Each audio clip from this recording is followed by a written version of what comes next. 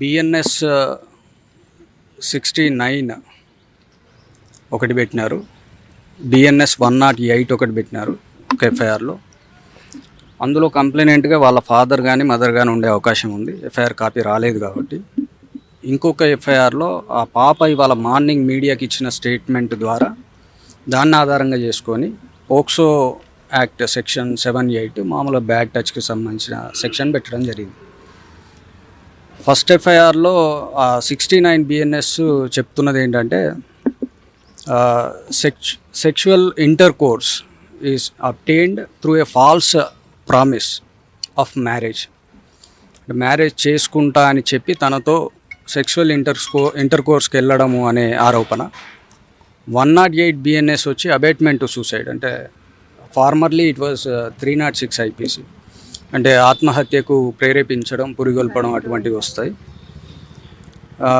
ఇవి ఎఫ్ఐఆర్కి సంబంధించినంత వరకు నా దగ్గర ఉన్న సమాచారం. ఎట్లా కోర్టును ఆశ్రయిస్తున్నాము బెయిల్ కోసం. మొదట వాళ్ళ తల్లిదండ్రులు చేసిన ఆరోపణలు చూసిండ్రు, ఆయన రిలీజ్ చేసిన లేఖ మీరు చూసిండ్రు. దాని తర్వాత ఈరోజు ఫస్ట్ రోజు అమ్మాయి మాట్లాడినది మీరు చూసినారు, ఈరోజు థర్డ్ రోజు అమ్మాయి మాట్లాడింది మీరు చూసారు. తర్వాత వీళ్ళ పూర్ణ సైడ్ నుంచి ఇంకెవరైనా కుటుంబ సభ్యులు స్పందిస్తారేమో చూడాలి. ఈ విషయాల్లో ఏది కూడా, అంటే I can say only one thing, ఇటువంటి భావోద్వేగ సమయంలో, దురదృష్టకరమైన సంఘటన జరిగిన సమయంలో ఉండే వాతావరణం ఏది కూడా కేసును డిసైడ్ చేయదు. అంటే టెక్నికల్గా చెప్పాలంటే the emotional circumstances prevailed over at this condition around us cannot decide the case result. అదొకటి మాత్రం చెప్పగలుగుతాను. ఇంతకంటే ఎక్కువ ఏది మాట్లాడినా తప్పు అవుతుంది. దయచేసి ఇది ఒకటి సహకరించగలదు. నేను మాట్లాడాను.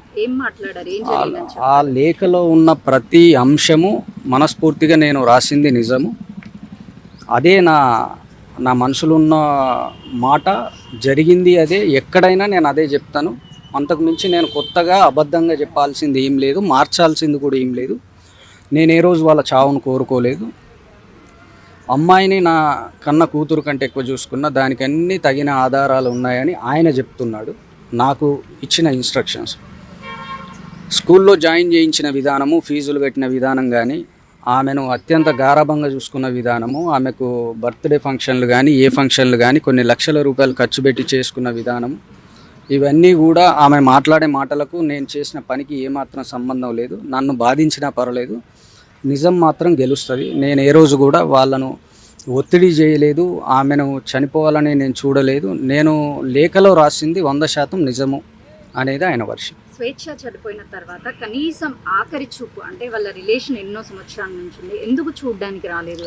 అంటే ఆఖరి చూపు నేను వెళ్తా అన్నప్పుడు చుట్టుపక్కల ఉన్న వాళ్ళు, నువ్వు అనుకున్నంతగా వాళ్ళు ఎవరు అక్కడ రిసీవ్ చేసుకోరు, నిన్ను అవసరమైతే కొట్టే ప్రమాదం ఉంది, వాళ్ళు నీపైన దాడి చేసే ప్రమాదం ఉంది అని నన్ను కంప్లీట్ హౌస్ లాక్ చేసి నన్ను అసలు అడుగు కదలనీయలేదు అనేది ఆయన వర్షం. నేను అదే అడిగిన ఆయన ఎందుకు చనిపోయింది అనేది ఏమన్నా రీజన్ చెప్పారా? ముందుగా వాళ్ళకి గొడవలు ఏమన్నా రోజు అయ్యాయా? గొడవలు వీటి వల్ల ఏమీ లేదని చెప్పి ఆయన అనడం జరిగింది. అంటే నేను ఏ రోజు కూడా తను అటువంటి పరిస్థితికి చేరుకునేలాగా ఆమె నేను ఏ రోజు బాధించలేదు. ఆమెకు అన్ని కావాల్సినవి నేను చేసిన.